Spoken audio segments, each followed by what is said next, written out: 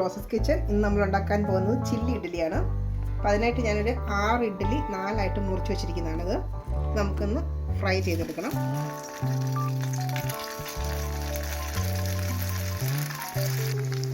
ഇനി നമുക്ക് നന്നായിട്ടൊന്ന് ക്രിസ്പി ആവുന്ന വരെ ഒന്ന് ഫ്രൈ ചെയ്തെടുക്കണം.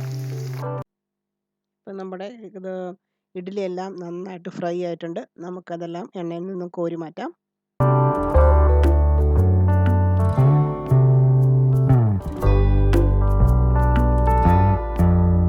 നമുക്ക് ആ സെയിം എണ്ണയിലേക്ക് തന്നെ ഒരു ചെറിയ കഷ്ണം ഇഞ്ചി ചെറുതായിട്ട് അരിഞ്ഞത്, ഒരു 4 വെളുത്തുള്ളി ചെറുതായിട്ട് അരിഞ്ഞത് അതിട്ടിട്ട് നന്നായിട്ട് ഒന്ന് പച്ചമണം പോകുന്നോടം വരെ ഒന്ന് ഫ്രൈ ചെയ്തെടുക്കാം.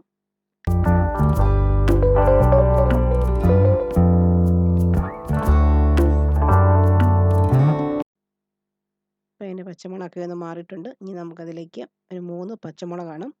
നമുക്ക് എരിവ് വേണമെങ്കിൽ അതനുസരിച്ച് പച്ചമുളകിൻ്റെ എണ്ണം കൂട്ടാം. ഇനി ഇതിലേക്ക് ഞാൻ 2 മീഡിയം സൈസ് സവോളയാണ് എടുത്തിരിക്കുന്നത്. അത് ചെറിയ ക്യൂബ്സ് ആയിട്ട് കട്ട് ചെയ്തിരിക്കുകയാണ്. അതിൻ്റെ കൂടെ തന്നെ ഒരു ക്യാപ്സിക്കം, അതും ക്യൂബ്സ് ആയിട്ട് അരിഞ്ഞതാണ്. അതും കൂടി ഇട്ടിട്ട് ഒന്ന് വഴറ്റാം. ഇത് നന്നായിട്ട് ഫ്രൈ ആവേണ്ട ആവശ്യമില്ല, ഒരു സോഫ്റ്റ് ആയാൽ മാത്രം മതിയാവും.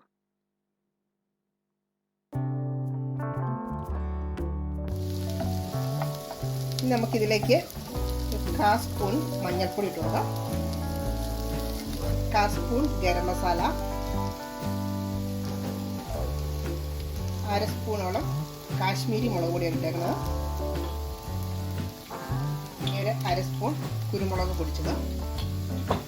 ഇതെല്ലാം കൂടെ നന്നായിട്ടൊന്ന് മിക്സ് ചെയ്യാം. ഇത് നമുക്കിതിലേക്ക് 1 സ്പൂൺ കെച്ചപ്പ് ഒഴിച്ചു കൊടുക്കാം. പിന്നെ ഒരു 1/4 സ്പൂൺ സോയാ സോസാണ്. ഇതുകൊണ്ട് കൂടി ഒഴിച്ചു കൊടുത്തിട്ട് നന്നായിട്ടൊന്ന് യോജിപ്പിക്കാം. ഇനി ഇതിലേക്ക് നമുക്ക് ആവശ്യത്തിന് ഉപ്പിട്ട് കൊടുക്കാം. ഉപ്പ് നമ്മൾ നോക്കിയിടണം, കാരണം ഇഡ്ഡലിക്കകത്ത് നമ്മൾ ഓൾറെഡി ഉപ്പിട്ട് വെച്ചേക്കുന്നതാണ്. ഈ വെജിറ്റബിൾസിന് വേണ്ടി മാത്രമാണ് ഉപ്പ് ഇട്ടാൽ മതി. ഇത് നന്നായിട്ടൊന്ന് ഇളക്കാം. ഇനി നമുക്കിതിലേക്ക് നമ്മൾ ഫ്രൈ ചെയ്ത് വെച്ചിരിക്കുന്ന ഇഡ്ഡലി പീസസ് ഇട്ട് കൊടുക്കാം. ഇത് നന്നായിട്ടൊന്ന് യോജിപ്പിച്ച് ശേഷം നമുക്ക് തീ ഓഫ് ചെയ്യാം.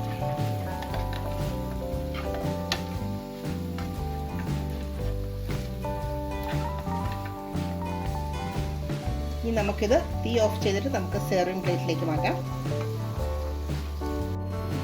അപ്പം നമ്മുടെ ചില്ലി ഇഡ്ഡലി ഒരു സെർവിങ് പ്ലേറ്റിലേക്ക് മാറ്റിയിട്ടുണ്ട്. അതിൻ്റെ മുകളിൽ ഞാൻ കുറച്ച് മല്ലിയില ഇട്ടിട്ടുണ്ട്. അപ്പം എല്ലാവരും ഒന്ന് ട്രൈ ചെയ്ത് നോക്കുക. ഇത് നല്ല ടേസ്റ്റി ആയൊരു സ്നാക്സ് ആയിട്ട് പിള്ളേർക്ക് കൊടുക്കാൻ പറ്റിയൊരു വിഭവമാണ്. കുട്ടികൾക്കും മുതിർന്നവർക്കൊക്കെ ഒരുപോലെ ഇഷ്ടപ്പെടുന്നൊരു പലഹാരമാണ്. അപ്പം എല്ലാവരും ഇഷ്ടപ്പെട്ടെങ്കിൽ ലൈക്ക്, ഷെയർ, സബ്സ്ക്രൈബ് ചെയ്യാൻ മറക്കരുത്. അപ്പോൾ താങ്ക് യു.